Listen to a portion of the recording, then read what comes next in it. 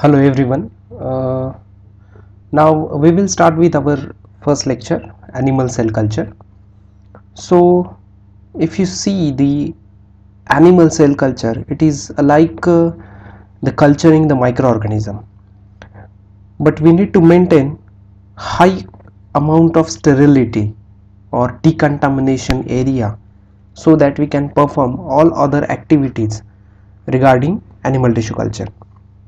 So this picture states that there is like in one picture the flask is there, then the petri dish is there. If you see that the red colored media is there, and at the bottom the animal cells are growing. If you see in the another picture, the women, the scientist women is actually working under the laminar airflow to cultivate animal cells. And in the fourth picture there are around few microscopic organisms are there. These are kind of contamination which grows in our animal cell culture. So these four pictures, why I want to show these four pictures is because these four pictures state that what exactly we are going to learn throughout our course. First of all, we are learning the tissue culture flask or the containers in which we are going to culture animal cells.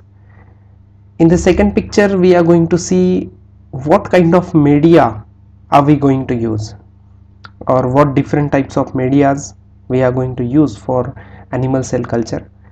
In third pictures, what precautions, what kind of instruments and sterility methods, laboratory designs are we are going to learn in our course. And in the third way, how to detect different types of contaminations, or how we can avoid these different types of contaminations from our animal cell culture. So let's start with the introduction.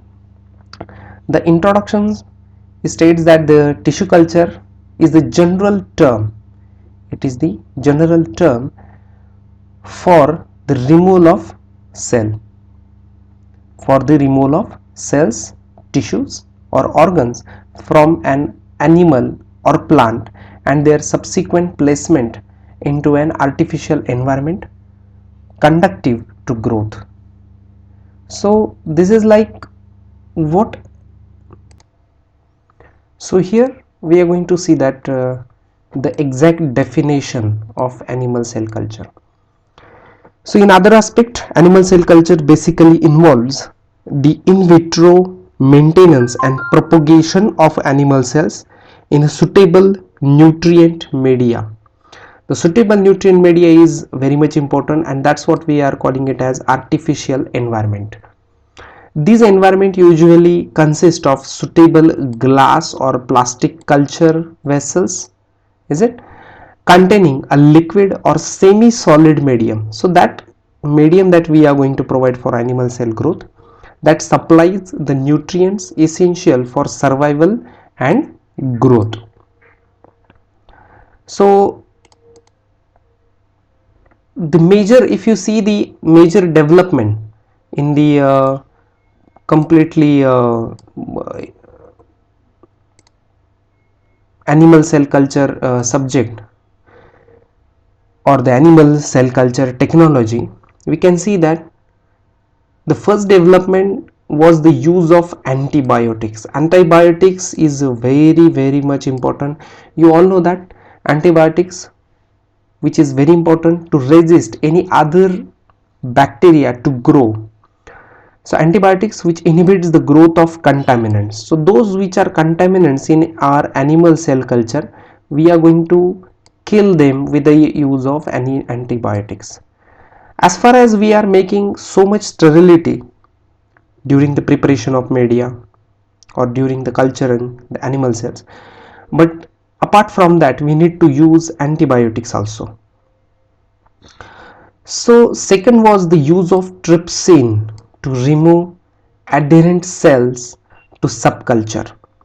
So we are going to see these terms subculturing and non-subculturing further. You are going to understand that what is meant by subculturing. further from the culture vessels. And the third was the use of chemically defined culture medium. So these three developments in our animal tissue culture technology is very much important, and they were very crucial during the development of whole cell culture technology. First of all, use of antibiotics, then use of trypsin enzyme, and the use of artificially or chemically defined culture medium.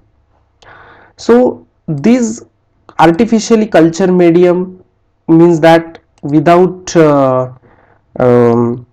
using any biological derived media like serum or plasma or the whole blood. So this is the basic development. If you see that, why is the culture used for, means why we need to do animal cell culture.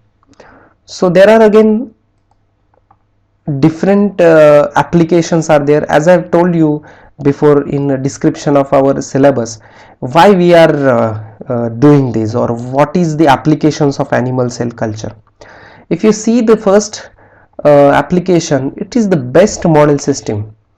So model system means what? For laboratory experiments, or for any different medicines are continuously generated by different pharmaceutical institutes or laboratory or research institutes. We need to study them in the laboratory before we proceed or before we try it on humans. So for that purpose we need a laboratory system, or for a laboratory model organisms or model system, so that we can test different drugs, vaccination, first of all on these systems, and then we confirm that whether they are safe or not.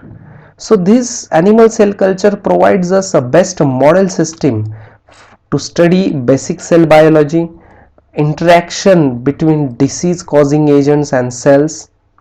So interaction between disease causing agents and cells, you all know that disease causing agents, or what we call it as pathogens, they attack in different way on our body. Like some pathogens are attacking on our body through respiratory tract,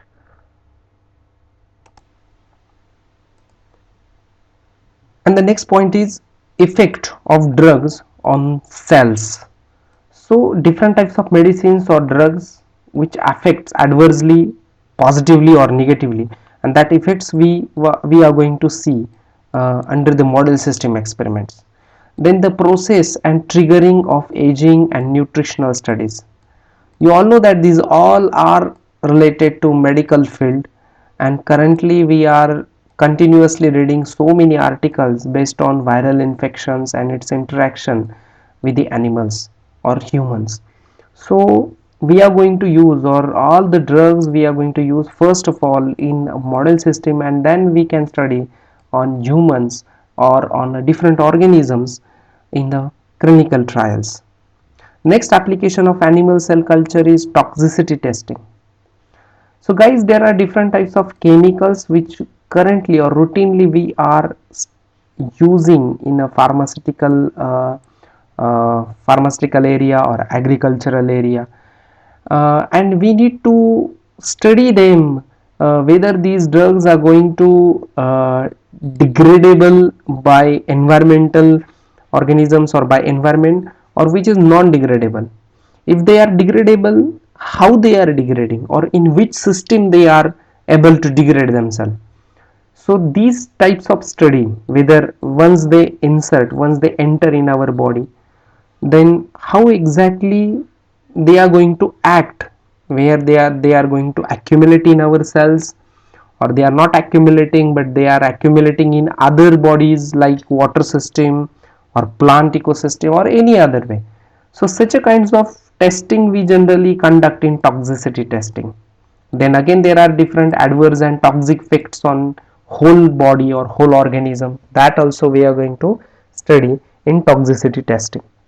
The third application is cancer research. If you see that cancer is the right now for overall full world, the cancer is the biggest disease or disorder in terms of human